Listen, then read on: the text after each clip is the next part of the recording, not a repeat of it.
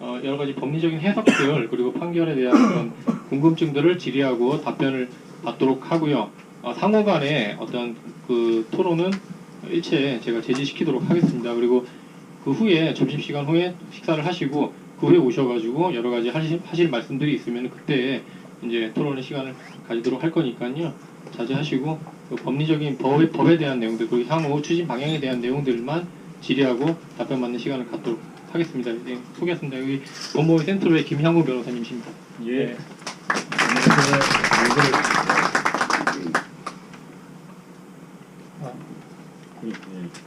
예. 이렇게 하는 건가요? 예, 됐네요. 네, 안녕하세요. 김양훈 변호사입니다. 법무법인 센트로에서 왔습니다. 저는 대표 변호사고요.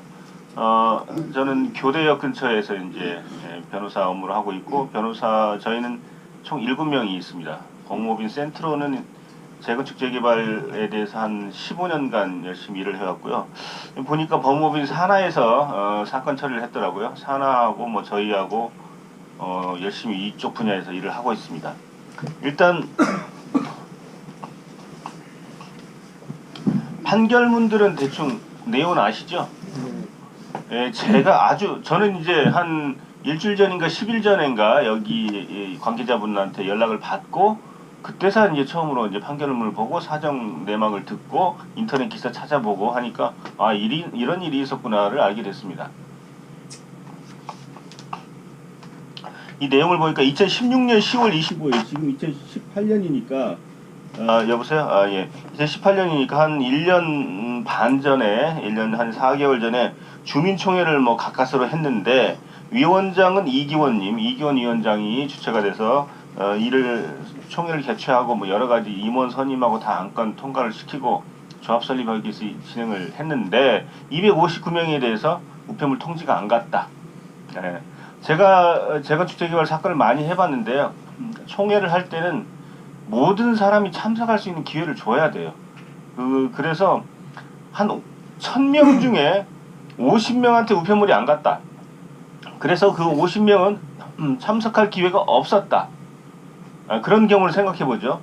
그래서 900명만이 참석할 기회가 주어졌는데 900명 중에서 예를 들어서 700명만 참석을 했다. 그래서 안건 통과를 시켰어요.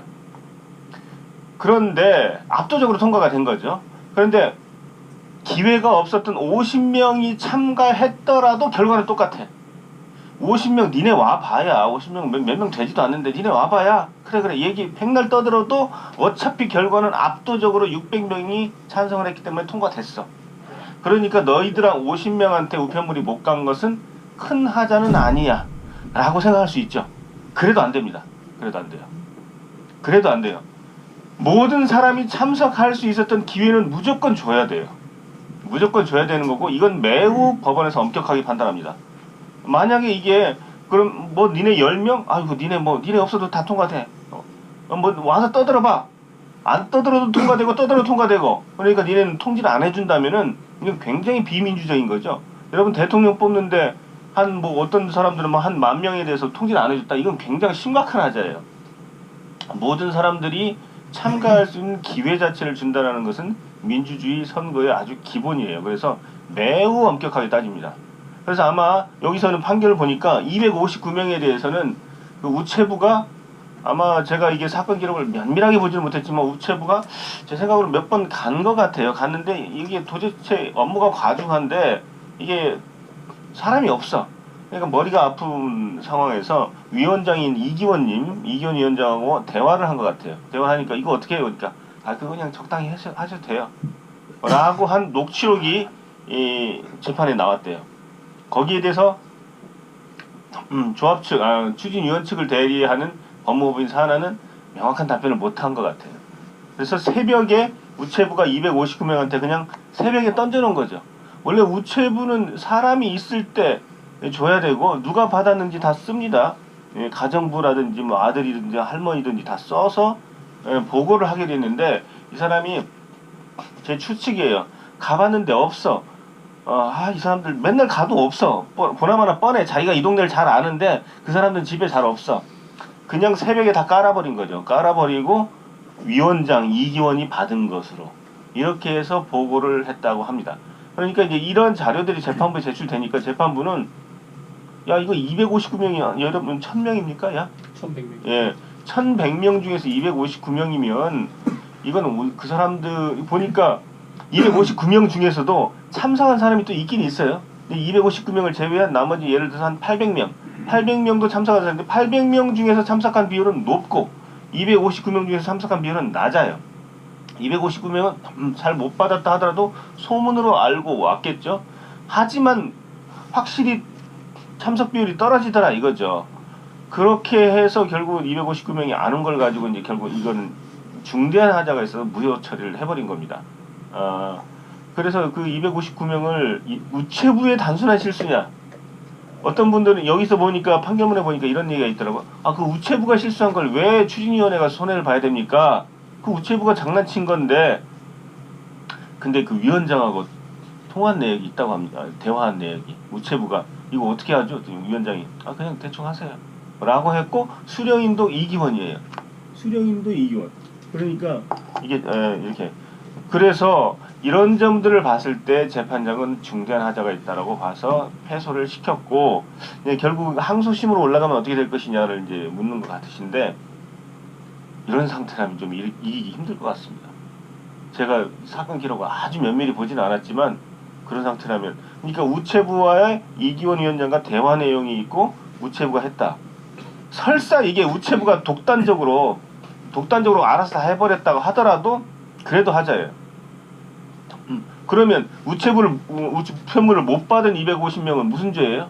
우체부가 잘못했건 위원장이 장난을 쳤건 어쨌건 다 못 받았어. 못 받고 참석할 기회를 놓쳤는데 자기들끼리 다 총에 해치워버렸어. 나 이거 인정 못해라고 생각하는 사람이 있겠죠. 259명 내에서. 이게 무슨 짓이야? 우체부가 장난쳤어? 그러면 이 총회 다 무효로 시키고 추진위원회는 우체부한테 소송해서 손해배상 구해. 이 총회 다시 하려면 돈이 많이 들잖아요. 많이 드는 그 비용과 온갖 손해는 다 우체국한테 물려.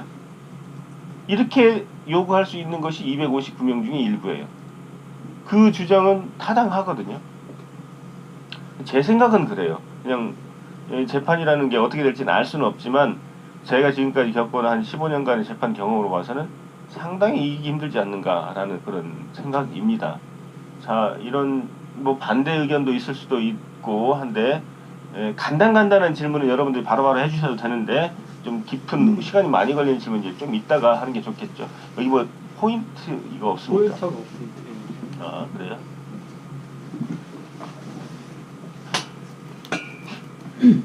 이거 보입니까? 다 글자가? 질문 제가 빨간색이 이제 제가 답변을 다른 건데요. 2심에서 추진위가 원심을 뒤집고 승리할 가능성 매우 적어 보입니다라고 썼습니다. 자, 이번에 보시면 추진위원회가 항고 패소 확정 판결이 이루어질 경우 제1심에 의해 막대기도 없나 보죠. 예. 제1심에 의해 위원장 감사 추진위원 선임이 무효로 확정될 경우 무효인 위원들이 개최하여 의결한 추진위원회 및 주민총회에서 결정한 각 안건들. 자, 2016년 10월 이후에 2016년 10월에 위원장 감사 다 선정을 했죠. 그리고 1년 한 3, 4개월 동안 많은 행동을 했어요. 그런데 그 위원장 뭐 이런 사람들이 다 선출 자체가 원천무효다. 원천무효면 지금까지 이루어진 일 다 무효입니다. 다. 태어나서는 안 될 사람들이 태어난 거죠. 이기원 내각, 이기원 집행부는 존재해서는 안 되는 내각이었어요. 그래서 다 무효입니다.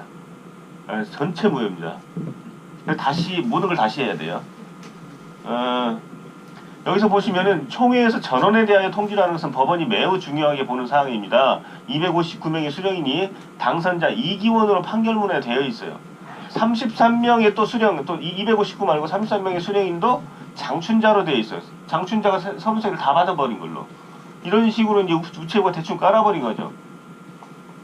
아마도 우체부는 이런 식으로 해도 큰 문제가 없으려니 하고, 근데 대한민국의 법적인 문제가요, 제가 변호사를 하다 보면 옛날에는 대충 넘어가던 것들이 요즘은 여러분들이 인터넷 발달로 뭐 나이 드신 노인네분들도 다 이걸 검색을 해서 찾아보고 하니까 옛날에는 대충 넘어가던 것들 이게 뭐야? 대법원 판례에 따르면 이렇지 않아? 다 챙기니까 이런 건 괜찮아 라고 하는 것들이 다 괜찮지 않게 됩니다. 그래서 여러분도 앞으로 행동을 하실 때 이런 건 뭐 괜찮아. 내가 과거에 해봤는데 괜찮았어. 아닙니다. 괜찮았던 걸 다 괜찮지 않게 변합니다. 다 따져요. 사람들이 찾아가지고 다 따져가지고 하면 야 이렇게 딱 내면 할 말 없어요. 지금까지 괜찮았다는 것들은 다 불법적인 관행들이었죠. 지금까지 뭐 옛날에는 그러지. 교통승계 같으면 5만원 10만원 뇌물 주고 눈 감고 넘어가고들. 저 어렸을 때 다들 그랬어. 한 20-30년 전에. 요새 그게 아니잖아요. 그 괜찮았던 것들은 불법적인 관행이었고 시대가 바뀜에 따라서 안 괜찮은 걸로 돼버립니다. 과거에 괜찮았던 건 다 안 됩니다. 이런 것들 다 문제가 되는 거죠. 게다가 이제 탈락한 이순희의 그 이재동 씨인가요? 그분이 55표 차로 이제 패배를 했더라고요. 근데 55표 차인데 259명이 가서 적극적으로 나가서 거의 몰표로 이재동을 찍었으면 될 수도 있었잖아요. 물론 꼭 그렇지 않을 수도 있어요. 259명이 꼭 이재동 파이기 때문에 이기원 위원장이 저 사람은 안 돼 라고 일부러 이렇게 작전을 짜서 배달을 안 시켰는지 아니면 어떻게 우연히 하다 보니까 그렇게 됐는지는 알 수는 없지만 재판부 입장에서는 야 259명 몰표로 이재동 찍으면 되는 거 아니야 이재동이 이렇게 당연히 생각할 수가 있어요. 그렇게 돼서 총회를 다시 해야 되고 1심 판결의 사실관계 파악이 확실하다면 그러니까 1심에서 1심에서 재판장이 파악한 여러가지 사실관계 정황이 2심 항소심에서 크게 뒤집히지 않는다면 즉 우체부가 250 새벽에 깔고 이기원과 녹음을 해서 그거 대충 해도 돼요 라고 하는 것들이 완전히 뒤집히지 않는다면 그렇다면 항소심도 이기기는 저는 어렵다고 봅니다. 아마 저 말고 다른 변호사들한테 한두 번씩 물어볼 필요도 있어요. 뭐 다 전문가마다 의견이 좀 다를 수도 있으니까 한 서너 명한테 물어봐서 한 60, 70% 4명한테 물어봐서 3명의 변호사가 이거 안 돼요. 그러면 안 되는 거예요. 그거예요. 변호사 4명 중에 3명이 안 된다면요. 판사들도 똑같아요. 판사는 이거 안 되겠는데 라고 판단합니다. 저희랑 뭐 판사들이랑 다 같은 교육을 받은 사람들이라서 표 차이가 55명밖에 안 된다. 자, 판결에 의해서 이제 그 선거가 무효가 되면은 전부가 무효돼서 절차를 다시 시작해야 됩니다. 운영규정 16조에 보면은 16조가 뭐더라? 퇴임한 경우에 임원의 자격 상실, 임원이 뭐 어떤 벌금 받고 뭐 전과가 있어서 있는데 전과가 있는지 모르고 당선됐어요. 근데 나중에 전과가 있는 걸로 밝혀지면 임원 자격이 자동 상실됩니다. 자동 상실되는데 그때 법정에 이렇게 써 있어요. 퇴임 전에 한 행위는 그 효력을 잃지 아니한다라고 되어 있어요. 그게 이제 나중에 발견돼서 그랬구나. 근데 지금까지 한 일 어떻게 했지? 한 일은 그냥 그대로 두고 그렇지만요. 이것은 그 경우와는 달라요. 원천적으로 불법 선거를 한 거다라고 이제 보는 거예요. 그거는 전과라든지 임원 자격과 관련된 것은 이 추진위원회나 조합의 운영과는 관계없는 다른 내용인데 선거 자체가 잘못돼서 시작한 것을 일단 나중에 쫓겨나면 그때까지 한 행위는 그대로 유효하다? 그건 아니에요. 그거는 사안이 다릅니다. 이 경우는 적용되지 않는다고 보여지고요. 현재 추진위원들의 지위가 존재하는 상태에서 위원회 선임에 관한 주민발의 동의서를 받을 경우 지금 현재 이기원의 집행부가 있는데 이기원이 지금 지위가 완전히 통으로 날아가게 생겼으니 그렇다면 주민들이 스스로 발의를 해서 선거를 다시 하자 이런 얘기시잖아요. 선거를 다시 하려고 하는데 그러면 이기원이 지금 위원장이야? 아니야? 위원장일 수도 있고 아닐 수도 있죠. 재판이 나중에 확정됨에 따라서 이 사람의 지위는 완전히 달라지는 거죠. 그렇다면 제가 보기에는 제일 깔끔한 방법은 이겁니다. 이 재판 항소 포기를 해서 그냥 이기원은 추진위원장이 아닌 걸로 그냥 포기를 해버리는 거예요. 재판 항소 포기 방법이 있고 또는 이기원 집행부 총사퇴 그 다음에는 여러분이 해임을 해버리는 거예요. 잘라버리는 방법. 항소 포기, 사퇴, 해임 세 가지. 그래서 완전히 다 깔끔하게 하고 원초적으로 처음부터 다시 시작하는 거. 그 방법이 제일 논란이 없는 사안입니다. 근데 그렇게 하기에는 이기원 집행부도 좀 찜찜하잖아요. 우리가 이길지도 모르고 이거 굳이 꼭 사퇴를 해야 되나 뭐 이런 생각이 들고 그러니까 이기원 집행부는 이렇게 생각하겠죠. 그래 재판하고 나중에 결과에 승복할 테니까 일단은 나는 사퇴는 안 할 거야. 사퇴는 안 하고 결과에 승복할 테니까 해봐. 일단 해봐. 주민 발의해서 위원장을 뽑아봐. 나를 뽑든 누구를 뽑든 뽑아봐. 그래서 뽑아서 되면은 그러면 나는 옛날 그 잘못된 2016년 10월 선거는 잘못된 것이고 이번 새로운 선거에서 되는 것이다. 이렇게 생각할 수 있죠. 그런 상태가 가능은 할 것 같아요. 그러니까 자 다시 정리하자면 이기원 집행부의 현재 지위를 그대로 둔 채로 이기원이 주도가 된 게 아닌 다른 주민 발의로 의해서 선거를 하는 거 그 자체는 가능할 듯 싶어요. 가능할 듯 싶어요. 그런데 그 과정이 제가 이재동의 입장이라면 이렇게 하겠어요.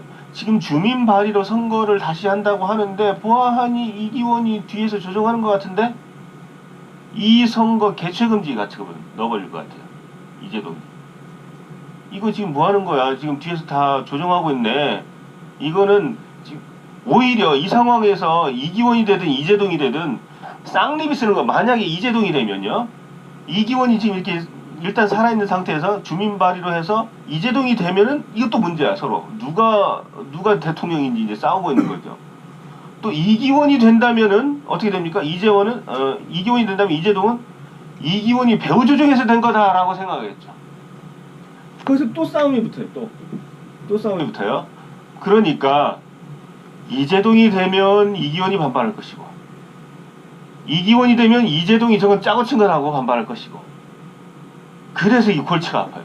이게 법리적으로는 할 수는 있어요. 이기원 집행부가 있는 상태에서 주민 발의로 하는 것은 논리적으로는 크게 문제가 없어 보이지만 누가 돼도 복잡해져요. 그러니까 이런 점을 문제 삼으면 재판부는 야야야 이거 누가 한 명이 죽고 나서 시작을 해야지. 예를 들어서 박근혜 탄핵도 안 됐는데 새로 대통령 선거를 한다? 탄핵을 시키고 대통령 선거를 해야지. 탄핵도 안 됐는데 대통령 선거를 해버리면 이게 뭐냐 이게. 한 나라에 대통령이 2명이 있어버리는 이런 혼란스러운 상태가 지속되기 때문에 새로운 주민발의 총회를 개최금지를 시켜버리거나 설사 누가 됐더라도 또 효력정지하고 또 싸움이 나요. 이런 상태로는 안 되겠다 해서 그 주민발의 총회 자체가 엉망진창이 되더라도 또 싸움이 될 가능성이 많습니다. 논리적으로는 가능하나 매우 바람직한 상태가 아니에요. 예. 그래서 제일 좋은 방법은 사퇴하거나 항소 포기로 끝내버리거나 항소 포기하면 그냥 사퇴한 거나 마찬가지예요. 아니면 여러분이 나서서 잘라버리거나 이런 방법이 있어요. 참 여러분들은 뭐 이기원 편인지 이재동 편인지